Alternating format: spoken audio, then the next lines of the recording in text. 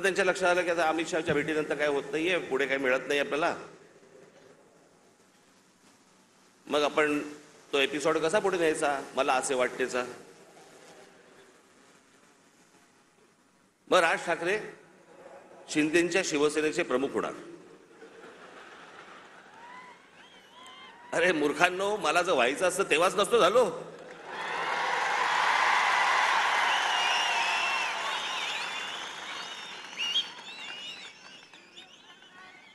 या माझ्या घरी इथे जवळपास 32 आमदार, 6-7 खासदार, आपण एकत्र बाहेर पडू आणि काय, मग नंतर माझा महाराष्ट्र दौरा सुरू झाला. तोपर्यंत इकडे सगळे काहीतरी बांधणी सुरू होती. मी आता काही नावं नाही घेत कोणाची. आणि ह्यांना वाटलं मी काँग्रेसमध्ये, त्याला सत्ता होती त्यांची, जॉईन होणार बाकीच्यांसारखा.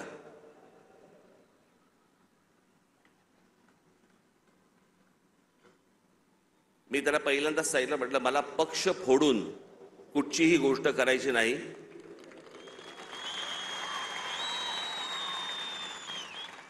आता म्हटलं माझ्या मनात विचार नाहीये, पण जर समजा मी काही केलं, पाऊल उचललं, तर स्वतःचा राजकीय पक्ष काढीन, पण कोणाच्या हाताखाली काम करणार नाही.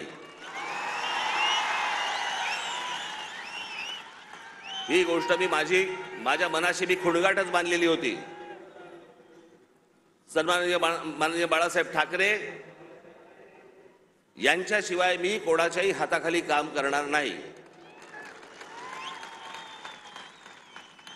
तरी त्यातल्या त्या एकाला संधी दिली होती, समजलंच नाही.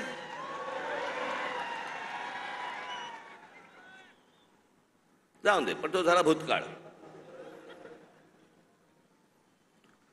त्याच्यामुळे असल्या कोणत्याही गोष्टींवरती तुम्ही विश्वास ठेवू नका. मी कोणत्याही शिवसेनेचा प्रमुख, अध्यक्ष काही होणार नाही.